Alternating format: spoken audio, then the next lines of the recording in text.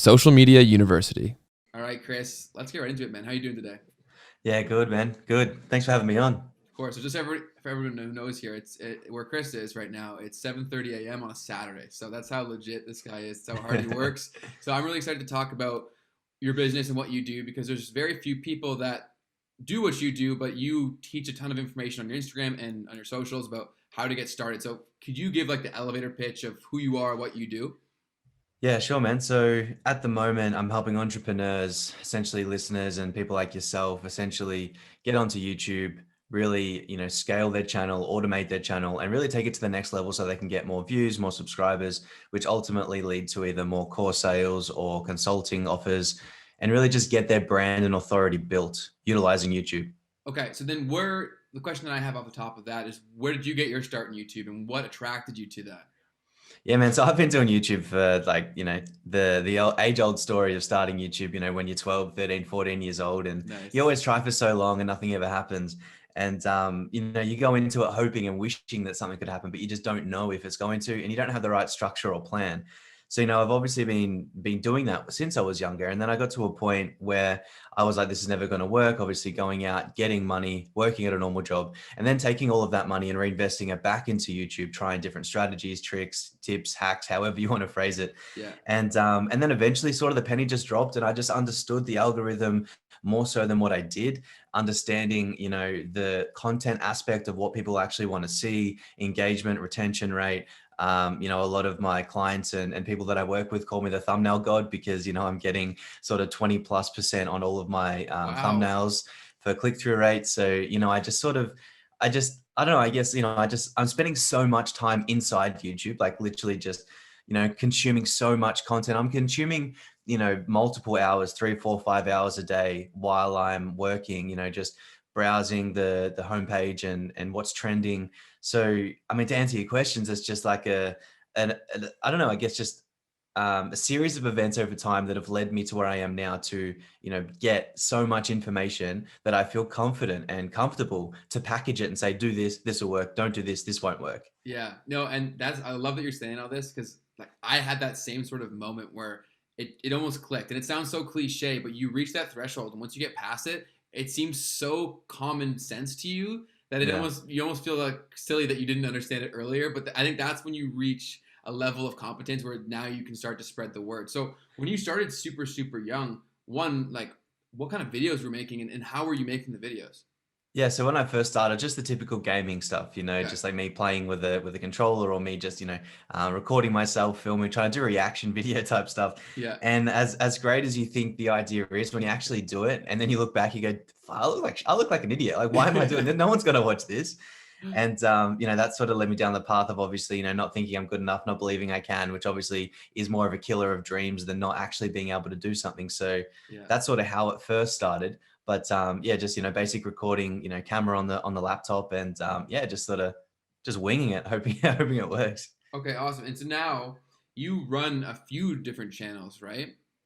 Yeah, so because I predominantly focus mainly on entrepreneurs and business owners and people that really want to build authority and grow their brand utilizing YouTube, I sort of realized that, at the end of the day, I can have one particular channel and I can show you results. But if I have 5, 6, 7, or 10 channels showing you results, well, obviously one that says, well, hang on a second, this guy knows what he's doing.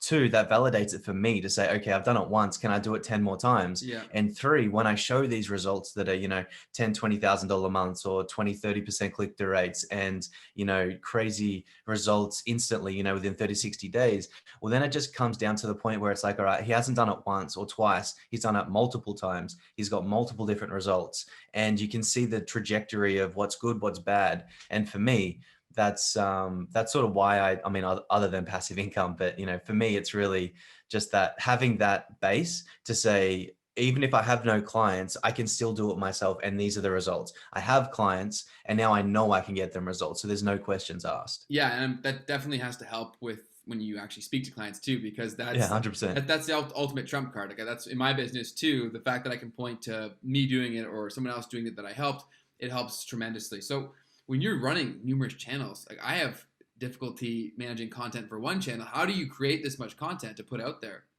Yeah, man. So it's a that's a great question. My girlfriend asked me the same question. Like, Chris, you're running 10 plus channels. How do you manage that? Mm, And really simply, I just have a great team. It's something that I truly, genuinely believe in. When I used to work for other people, being treated like shit and not being looked after properly, and all of these things stack up. And over time, I've just learned how to be a good boss and how to be a bad boss. And okay. obviously, straying away from being a bad boss allows me to have 35 employees at the moment, all virtual. I've got a whole set of script writers, voiceovers, video editors, thumbnail designers. I've got, everything set up. So it's all automated or delegated, I should say, that they go in, they look at it. They've got account managers for each channel. Each channel then make sure it goes down the pipeline. They're all quality checking and making sure that everything's right. So it's kind of like my own like assembly line, I guess you can That's say. amazing, man. And yeah, I just, at this point in time, I kind of just step back now and I speak to my account managers or my channel managers. And then obviously they're the ones that are delegating and speaking to the workers to ensure that obviously quality controls met, structure and format, the blueprint, SOPs are followed, and all of this systemization to ensure that, I can keep pumping out 10, 20, $30,000 a month on a couple of channels, so that in turn obviously keeps them employed, which then obviously makes everyone happy. Okay. So the things that you're mentioning right now, where I am at, I need to expand my team. So I think it's a big mental block for me and a big fear. Like, how did you go about finding the right people? Man, I've spent so much time working with the wrong people that you can almost know instantly if you're going to work with the right person. Okay. So, being just on like a quick call with someone and just having like an open chat and not trying to, interrogate them, so to speak. And within the first few minutes, whether they're going to be a good fit for your team, are they going to be someone that's going to work out for you? And ultimately just, going through Fiverr, going through Upwork, people per hour, going through all these websites and really just sifting through them. There's obviously a lot of good people Yeah. and a lot of not so good people. So you just really have to find the ones that you gel with, that you connect with, and just keep going, man. Because yeah, like when I first started, I was always looking at, I want the cheapest, I want the Yeah.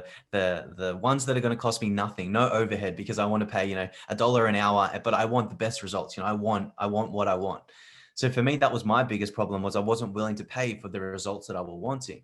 Now, obviously, fast forward a few years, and whether I can afford it or not, if that person to me has the value that I believe they can provide to my team, then man, I'm going all in. It's like, all right, it might be an extra $10, $20 an hour, but do you present or do you show me something that is so like integral to what I need that I just can't say no? Or if I do say no, well, then I'm losing my own time. So do I value my time? So then it just comes down to yeah, just going through each person. And I mean, now I've just got someone that does the interviews for me, and Sweet. she's great. I just give her an SOP and I say, look, you've done it. She's done enough interviews with me now, but I just say, these are the formats to follow. These are the questions to ask. How do they answer it? How do you feel when you speak to them? Do they give you good vibes? So on and so forth. So that streamlines it. But yeah, man, it's definitely a daunting task for Yeah, no sure. kidding. And that's the point where I'm at right now. So I appreciate you dropping all that wisdom on me. And so in addition to that, with 30 people, like what are the skill sets? You touched on it briefly, but I would love to hear a little more in depth of like what are the roles of everyone on the team? Yeah, so because with what I do, for those that don't know, there's a lot of automation opportunities out there in the world at the moment. Shopify, Amazon, pretty much anything you can think of that can be automated, that can make passive income. That's essentially what this is. So I create top 10 interesting facts, things you didn't know about, particular topics, subjects, etc. And the idea is you creating something that is enticing, exciting, engaging. Therefore, people watch. Obviously, they get shown ads, and those ads are what pay ultimately at the end of the month. So, to answer your question, because there are so many parts of the video creation aspect, I'm looking at someone to go and find me a topic or a title or something that's trending or going viral. So I've always got someone that's scraping and watching news websites and always consistently looking at the newest articles, what's currently trending in the celebrity world, the sports world, the entrepreneurship world. And they then formulate a topic, a title that is engaging, that's relatively ethically clickbaitable, and something too that is enticing. It needs to be, enticing to the viewer.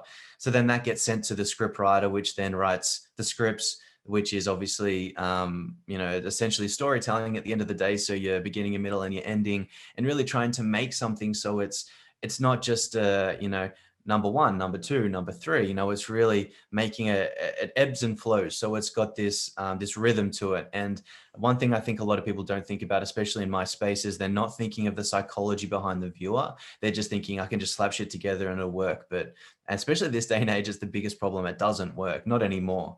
So again, that's why I pay top dollar or relatively top dollar for my script writers, because I know it starts from them. Obviously, everyone has their bit and piece, but they are the bread and butter, because if they don't write, you know, 1,500, 2,000 words that are engaging, that are enticing, that someone actually feels an emotional way during it, or they don't, you know, think of something or something that doesn't match with the video, then I can't stitch it together to make it go viral, to get, you know, 5, 10 million views on my videos. So I really need to ensure that that is, you know, at the top per se.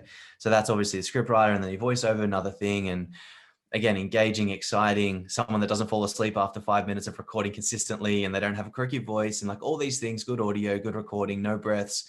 So, you know, you've got all these editing happening as well. And then video editors, the same thing, making relatively relatable content and stitching it all together, making it exciting, quick cuts, engaging content so people watch it and they go, oh, that's cool, or I didn't know that. Or again, making them feel a certain way. So at each part within the process, someone's always feeling something, because, you know, you can say something to someone, but that doesn't mean they see it, doesn't mean they think it. Whether you can make them feel it, now all the emotional triggers are going off. And I really try to focus on that with all my videos. And that's why I get such good results for myself, my clients. And that's why they happen so quickly, because there's so much emotion involved that people just overlook. That's awesome. So I like to try to Yeah, plug things. yeah, I was gonna say there might be a lot there to go over. No, that's awesome. I love that. So you just dropped a ton of knowledge. So now I want you to drop where people can find you. We're gonna drop that in the middle, just so as many people as possible here. What are all your Yeah, man. socials? Yeah, I appreciate it. So pretty much just it's Chris Zissis. So literally just type it's Chris Zissis into search bars, Facebook, Instagram.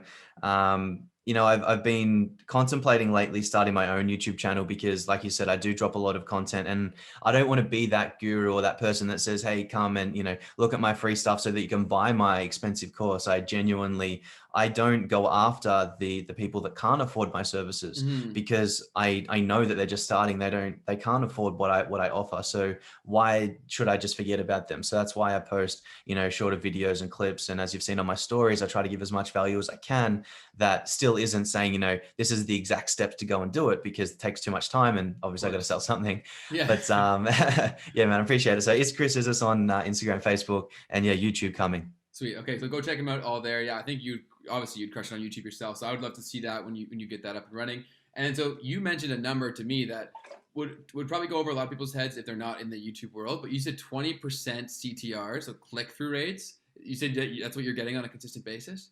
Yeah. That's absurd. So can you speak to the psychology that you're taking advantage of there, or like leveraging, because that's absurdly high. For context, like a good video for me, I would consider like 11-12%. So 20 is like wickedly high. Yeah. So one thing that I always do and I always study is, you know, success leaves clues, right? And anyone listening to this and anyone in the business and entrepreneurial world understands that you need to see someone that is successful currently and understand what they're doing. So what does that mean on YouTube? You know, PewDiePie, Mr. Beast, you know, all these big guys, right? They are the creme de la creme, and YouTube obviously loves them, and they push their content to more people. Now, what is it that they do that is so compelling that other people have just copied? Well, in their thumbnails, there's so much emotion. There's so many emotional triggers that they're obviously pushing. So now when you look at all of the smaller creators, whether it's 1 million or 500,000 subs down, they all just model very similar thumbnails. So that's obviously one part. It needs to be emotional. It needs to have some kind of reaction, some type of like excitement or something happening that the viewer needs to see and go, wow, you know, that's making me feel a certain way, or that's interesting, intriguing. Now, on top of that, I'd like to utilize some type of intrigue with the WTF factor. So someone that's scrolling, because obviously you've got so many videos on the YouTube, you know, homepage, browse, suggested, whatever. What makes you stop? What makes you different? You can't just have, you know, bright colors to catch attention, because people are smart now. You know, you can't just use total clickbait, because it's not going to work. So when I say ethical clickbait, what I mean by that is I'm using obviously the emotional triggers of the particular person, the celebrity, sports star, or if it was myself, my own, you know, emotion that I'm using, but then also trying to create something in the thumbnail that's ethically clickbaitable, that is potentially something within the video that I am talking about or that I'm referencing, putting that into the thumbnail at some point, but also making it related to me. So for example, you've probably seen it and you might even have it on some of your thumbnails, but a lot of people, they look like they're holding something, right? If they're holding something or they're throwing something, then that could be a reference to something that's happening in the video. Or if they're being attacked, then something's coming at them. So utilizing a lot of more imagery, because you don't want text in a lot of thumbnails because people aren't reading a thumbnail, they're looking at it and they read the title. Then that takes it into the title aspect. The title needs to be compelling and congruent to the thumbnail. So you can't just have a thumbnail that's going to be, like the best thumbnail ever and then have a really crappy title, because they tell a story. So the idea is, you're painting the picture with your thumbnail and then the title is congruent with that. And that then connects the dots that the viewer says, hang on, what's that thumbnail? That's weird, or that's strange, or, that's whatever. And then they read the title and go, oh, okay, that's what that is. That makes them click. So creating that intrigue and really focusing on that allows me to get, 15, 16, 20, and sometimes 30, 40% click-through rate on some of my videos. And yeah, just allows you to see a broad, obviously not everything is like that, but a lot of them do have that higher level of click-through rate. That's wild, man. Yeah, that's all awesome stuff to hear there, because I think one thing I love that you mentioned is that so many people miss the boat because they don't make the thumbnail complementary to the title, like you mentioned, and they're leaving so much on the table there, because you are exactly that. I say the exact same thing. You're telling a story, you're telling a micro story, literally just to get that click. The sole purpose of that is to get the click, and obviously you're doing so tremendously. So I field a lot of questions from people who start on YouTube and get very frustrated very quickly. So what would your advice be to people starting out YouTube?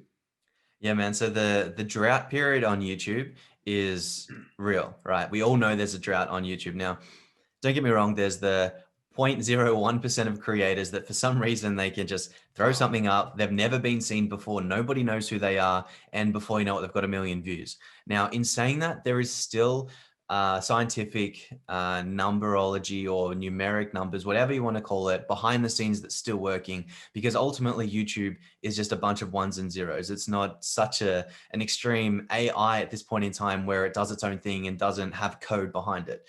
So, one particular girl I'm thinking of, she was showing how she was living out of her van for, I don't know if you've seen it, but she was living out of her van and she crushed it. First couple of videos popped, a couple million views straight away. Now, there's obviously so many things happening behind the scenes that not a lot of people are seeing, again, telling a story, engaging content, something unique, something that's different. What do you mean she's living out of a van? So, so many of these things. Now, obviously for a lot of us, especially when starting, we don't know what we're doing. So we just assume, we just assume that people want to watch this or they want to see it. But a lot of people aren't doing the due diligence prior to that to see what's already going viral. What's a good idea? What's something that can get me views? How should I structure this? What are what's the beginning, the middle, and end? Am I telling a story? Is this something that's inspirational or motivational? And, really breaking down all of these parts. So a lot of people don't, one, do the background work they need to before they get into YouTube. Two, when they do get into YouTube and they haven't done that background work, well, then they say, well, hang on a second, I posted, 10 videos and I haven't made 10 grand yet, or I haven't made $1,000 yet. Why aren't I monetized? So there, that sort of leads into the next point, which then goes into the fact that there's the drought period of a couple of months on YouTube. But it's not from the point of view that your content may not be good enough. It's literally because there's billions of hours being uploaded to YouTube. Why is yours different? Why are you someone that should stand out? And I think this then comes down into, a lot of people thinking that they deserve success or they deserve to go viral or they deserve because they've tried for so long, which in hindsight might only been a couple of weeks. But the point being is that, you can't expect results from day one. And YouTube is the best example of that, because I've had videos where I posted for 6 months, nothing happened. And then all of a sudden it got me 1 million views in a couple of days. So I know that when I upload a video, especially on my channels and my clients' channels, I'm expecting results, not now, not in a week, not in a month, usually in 3 to 6 months, because that gives YouTube one, data. It gives YouTube one, the idea and what to do with that video, because it doesn't know, are people watching for long? Are they watching for a little bit of time? What's the click-through rate? All these metrics and these analytics equal to virality. So to sum that up, it would just be stop being so entitled, because there's enough for everyone, but you have to deserve that. And also two, the drought period is something that, you need to get through. You need to wade through the desert before you can get to the oasis. And that's in that 3 to 6 month period. Okay, awesome. Yeah. So whenever I give people advice on YouTube, I always say if you can't commit today to doing YouTube for at least a year on a consistent basis, then don't do it. That's what I give, and I think a lot of it has to do with that drought period that you exactly mentioned. But 100%. so I had a question off of that, which was, what are the most common mistakes that you see new YouTubers make when they actually are being consistent, but the things they're just doing wrong? So big thing is, hey guys, welcome back to my channel. My name's this, I do this, and I do this really well, and I'm the best at this, and this is why you should watch this video. So please like and subscribe.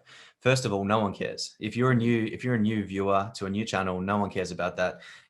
Hey guys, my name's blah, and today we're doing this. Let's get straight into it. 5-second intro. No one cares about who you are or what you do, especially if they're not, a Engage with subscriber. you, yeah. Yeah, if they don't know who you are, they don't care. So first mistake a lot of people do is dragging the intro out. Stop dragging the intro out. Make it 5-10 seconds max and get straight into the content. Again, model someone like Mr. Beast. Today we're looking at, or today we're doing this. Mr. Beast obviously has 40 million subscribers, and he only asks for a subscriber, I don't know, maybe if something happens during the video that's like, hey, do this, or at the end where he says, hey, subscribe. Otherwise, he's just, this is the content, let's get straight into it. He's got 40 million subs. I think he's got more now, but he's got, one of the biggest channels in the world, yet the smaller creators are not copying or not modeling the success. So one, modeling someone like that. Two is essentially not getting to the point, especially when you're trying to keep engagement. So if you have, 10 things that you're doing wrong on YouTube, let's say hypothetically, then I want to structure that where each part or each section that I'm talking about, I'm breaking it up so it's only actionable advice, advice that people can understand, that I'm not going too overboard where it's not like so like waffling or like so crazy that someone's sitting there going, hang on, what did he just say? And then I'm on to the next point, because obviously people don't understand that. And then making sure that throughout the video it's engaging, is you've got more content that's always happening. Our attention spans are so short now, multiple seconds, and then we've already moved and already gone. So again, how can you do something that's on the screen or that's exciting or enticing? And that's where my script writers and all my guys come into it, that are so crucial, because there always needs to be something on screen, something moving, something happening that's making you go, ooh, ooh, ooh, like shiny object syndrome. And a lot of people don't focus on these little things. And just ultimately, man, just having fun. Like, I know it's such a cliche thing. I know it's so, it's so BS to say, but at the end of the day, you need to have fun with it, because if you're not enjoying it, when you do hit that drought of 1 month, 2 months, you're going to say, nah, this was never for me. This is bullshit. This is never going to work. I'm just going to give up. But you didn't know that in 10 more videos time, that was the one that you needed to go viral. And YouTube is just waiting to collect more data. It's just sitting there saying, all right, I need a little bit more, little bit more, little bit more. And then ultimately you just say, nah, I'm going to stop. And they say, all right, well, you never gave it to me, so on to the next one. Yeah. And that would be the next one, which would just be persistent. Love that. It's like the little graphic that you see where the miners and they're digging for the diamonds, and the one It literally is right that. before. Yeah. Yeah, I love It that. literally is that. Yeah, that's awesome, man. So you mentioned briefly there about your business. So I'd love to hear a little bit more, break that down, like what you guys do, and who's your ideal client. Yeah, so at the moment, it's mainly entrepreneurs with high ticket services. I mean, really simply broken down, and I'll try to make this as visual as possible for a lot of you listening. If you imagine you were to have a bucket of views come in, let's say 10,000 views, you have something that's hyper targeted, that's a PDF, a free download, something that's really resonates well with your audience. Out of those 10,000 people that view, 100 people might go and download that. Now, out of that 100 that download it, they're in your funnel, they're in your system, and then obviously you can follow up with them, you can touch base with them. Now, out of those 100, if you can just get a handful on the phone and sell a handful on, your high ticket service that might be 3, 5, 10 grand or more, depending on what it is, then you can create a $10,000 to $20,000 a month business just from 10,000 views a month. Mm-hmm. Now, ultimately, the idea is that there is so much search volume and so much traffic on YouTube that 10,000 is nothing. But 10,000 is enough that it starts giving YouTube the data it needs. So I'm really looking, when I work with my clients and do my due diligence behind the scenes, to make sure there's enough volume there. Because, if someone comes into me and they say, I fix keyboards for a living and I want to sell this. Well, obviously, if there's no traffic to help that, I can't really do it, relatively speaking to, how to train your dog, or how to be an entrepreneur, like, whatever the case may be. So making sure that there's a big enough pot of views prior to me going in to really, play with it and do what I need to do. And really that can be, I've got a couple of accountants at the moment that are just talking about things like what's happening in the US. you know, how people can save more money, how they can make more money, you know, what do the new, obviously in Australia, I'm not up to date with everything, but from what I see, you know, how to keep up to date with, you know, what's happening with Trump and everything over there, and what happens when, you know, if Biden does get in. And there's so much viral trending topics that you can create out of political things that you don't need to be political. You don't need to give your opinion. You just need to say, if this happens, then this is what you need to do. So again, you know, really it's not necessarily one particular industry or category that I help. It's more so if you've got good quality content, if you're someone that people can relate to or enjoy watching, and you're someone that actually has, you know, value to provide with obviously the traffic behind it, then, you know, you can go viral. Awesome, man. That sounds very, very similar to a lot of stuff that we do. So that's awesome. I love talking shop with people like yourself. So, are there any tools that you and your team uses to conduct this research? Because the research is a massive part of what I do on a day-to-day basis too. Yeah, for sure. So, I mean, depending on obviously how the topic comes to me or what someone's asking about or how we're creating it, you know, you've obviously got so many tools like TubeBuddy is great, vidIQ is great. Just utilizing Google, you know, just going onto Google onto the news page and just using your category plus, you know, something else like trending or viral. One thing I always like to do is just go onto the YouTube search page and just search for that particular title, just keeping it really broad, and then sort that by most popular. So I'm always looking for what's most popular, but what's most popular in the last 30 days, 60 days, what's most popular now. Mm, If I can find a video that's going viral, something, let's just say it's Trump related. If I can find a viral trending topic now about Trump, well, then I can use that as a backbone to jump on top of and ride that wave with that. So again, just looking at what's trending and viral now. And there's a few other tools, but you know, those would be the main ones. Ultimately, the tools are just yeah. another thing, another bit to use. Mm, It's not the end. It's not the secret sauce. You know what I mean? It's just an yeah. extra little trick or hack, or if you want to call it that. Yeah. But Yeah. ultimately, there's so many free things you can use and paid things. Ultimately, they all get to the same point. Yeah, so and I love that you said that too because so oftentimes people are like when I try to explain the value add that me and my team brings, it's like okay, because they'll say like, oh, why can't I just download these tools and why can't I just do it? It's like okay, well, why don't you just build your house? Like Yeah. you could go buy the tools to build your house, but there's a reason why you hire someone to do it because they know how to wield them the best and they know how to turn the tools into the end product. So I love that mentality there. The other thing I had a question for you is I don't know if you can share this, but how big is your network of pages that you run? Like how many subscribers are within your network? So collectively at the moment, it's just over 3 million. Damn. And that's from, again, these are just faceless channels, like I said, right? Yes, So it's yes. just not just monetized, nothing that's not connected to me or a client. So it's literally just, yeah, just content like that. And yeah, just over 3 million. So I've been obviously working on it for the last few years now, but now that, you know, I've really got it dialed down to a system and a formula where it's just A equals B equals C equals D, blah, blah, blah. Now it's just that's how I can turn a channel from 0 to 80,000 subs in about a month. So That's wild, it's man. it's pretty exciting stuff. That's awesome. So I have a question that is kind of somewhat of a controversial topic in the world of social. Because if you ask guys like Gary Vee, he's all like, you don't need a niche, like just you are your niche. And I don't agree with that. So I would love to hear your perspective. If someone's starting on YouTube specifically, do they need a niche? So great question. There's so many caveats to having a niche, but there's so many great things to having a niche as well. Now, the biggest thing that I look at when starting a channel, when I start a celebrity channel, and this obviously can be different for everything, but on YouTube specifically, you can go after one particular niche, but what happens is that one particular niche, you end up getting pigeonholed into that on your channel, right? So what can happen, especially, so say your channel, right? If you were to only talk about Instagram, then if that's all you spoke about, if someone comes in and they watch your Instagram video, does that mean that person's now not interested in Facebook, or they're not now interested in LinkedIn, or they're not interested in the other socials? So if you didn't post that content, they would source that from somewhere else. They would find that from somewhere else, which gives you the ability now to cater to them if you wanted to. Now, that doesn't mean that you can't grow a only specific Instagram account or an Instagram channel. I would then create another channel, which would be LinkedIn, Facebook, if there was that much content to produce. So when I go into a niche or a category or just a channel, really, I would go broad. For me personally, I go into like, say, a celebrity channel, right? Top 10. Top 10 wouldn't be just top 10 moments about Justin Bieber consistently over and over and over because no one would watch that. It would be top 10 celebrities, all celebrities, multiple celebrities, testing different celebrities, because you also then have to think if YouTube's such a trending game, then I'm obviously going after those trends to really get on the bandwagon now. So, one of my channels talks about, a particular show on Netflix, and that show on Netflix is very big, that goes for such a long amount of time. I think it's at like 4 or 5 seasons now, that each season I can keep creating new videos, new trending topics. So I could create a whole niche around just that one show, because as long as there's seasons and there's content, I can niche down. Now, as soon as that season dies and that show starts losing attention, now my channel goes with it. So I'm always looking in 2, 3 years time.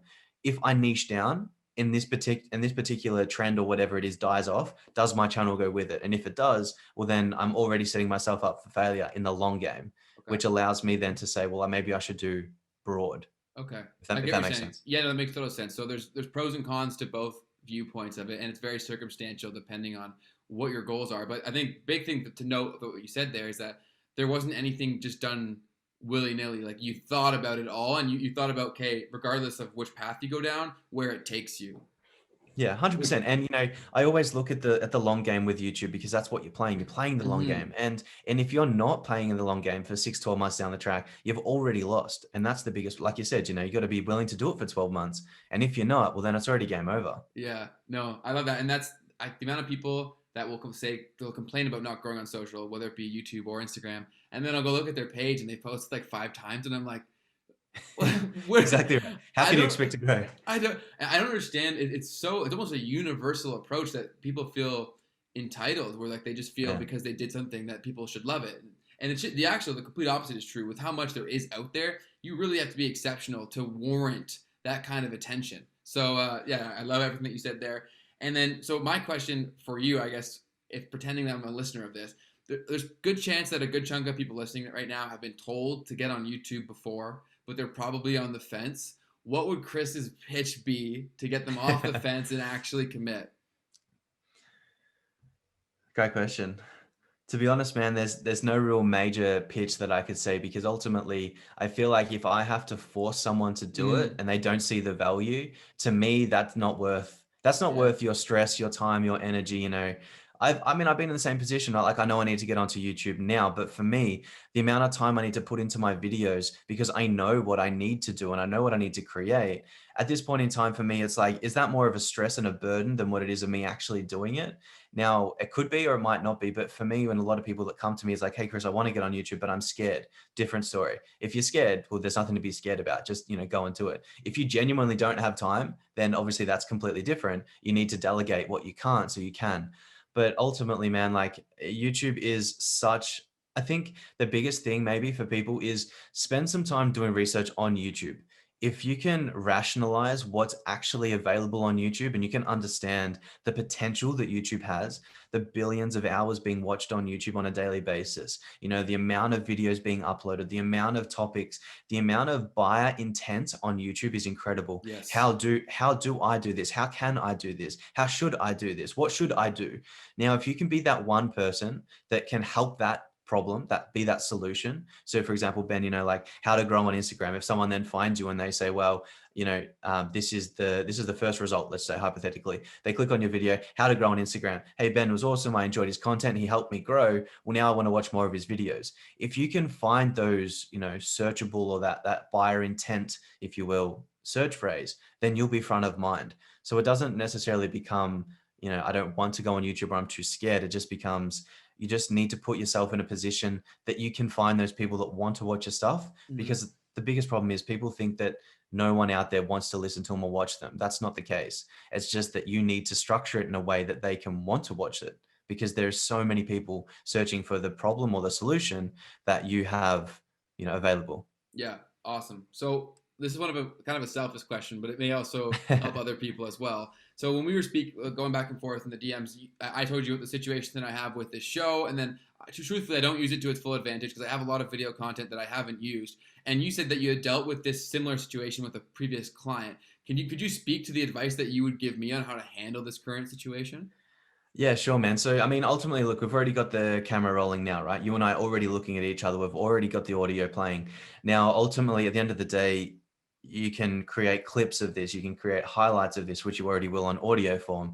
You'll then have the video opportunity that you can create clips on to put on Instagram. You know, having a highlight reel of something that might be an hour long that someone doesn't want to watch or listen to the whole thing, having those highlights is why someone like Joe Rogan can sell one of the most expensive or earn the most money out of one of his podcasts and get bought out or get the licensing from Spotify, is because, you know, he's got the audio, he's got the visual, he's got the highlights of the visual, and there's so many opportunities for that. And again, Logan Paul be the same thing. You know, he's got his videos that go for an hour, 2 hours long, and then he takes his highlights and creates another channel, or he uses that on his original channel.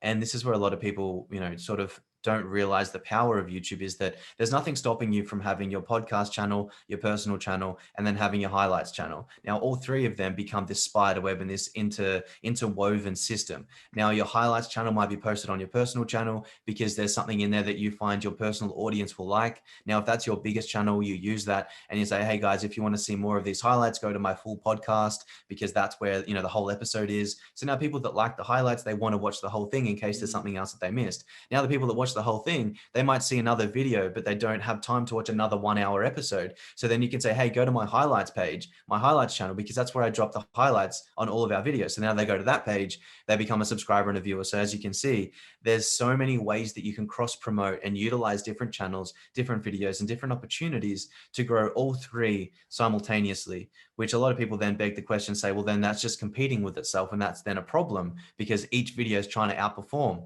But there is no competition on YouTube because there is so much available and there's so many users that there is so many split tests that YouTube does to help all videos, as long as they're good and they're what the algorithm wants and needs, to grow and explode. So I guess my real thing to someone like you or someone that may have content now and they're not on YouTube, and this is obviously what I specialize in, but the whole idea is, if having content on other platforms lasts a day, 2 days, maybe a week, depending on what you're doing, but content on YouTube is a 5 to 10 year game if it's high quality, would it not make more sense to put more attention and more detail into something that's going to last you longer?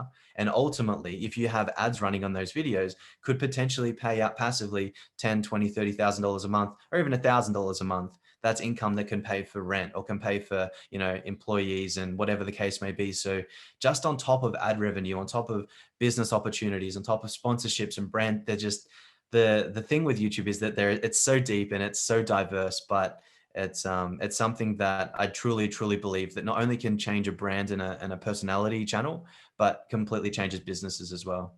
Awesome. You've inspired me. I'm gonna start the podcast channel. I'm gonna do it here. I'm committing to you. I'm gonna start that I channel. love it, man. So one final question I have for you, and I actually kind of want to go back. So clearly speaking to you, like I see like a lot of similarities between like how your hunger for things, right, and like your desire to an internal belief that you'll figure it out and that whatever it is you could make it happen. Could you put anything to that, like where that was developed or how you developed that? Because I get that question a lot, and I struggle with answering that question.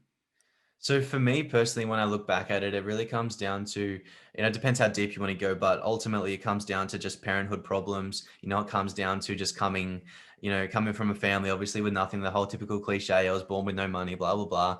But even like going deeper than that, like just having the parents or the father figure that doesn't have the ability to provide, and not only just from a monetary state of view and say, you know, here's money, let's go and do a holiday or do whatever. It's more just like spending time with kids, you know, spending time with family and loved ones and being able to enjoy that time without being stressed or without being worried. And for me, sure, money's great and that's fantastic, but ultimately one step down from that, money is the tool that allows me to sit with my girlfriend or sit with kids when I have them, or take them to school and really, you know, be within the moment and not worry about what's happening behind the scenes, because I've built the system and the team to be able to do that. So for me now, I'm not trying to provide for me, I'm trying to provide for my kids.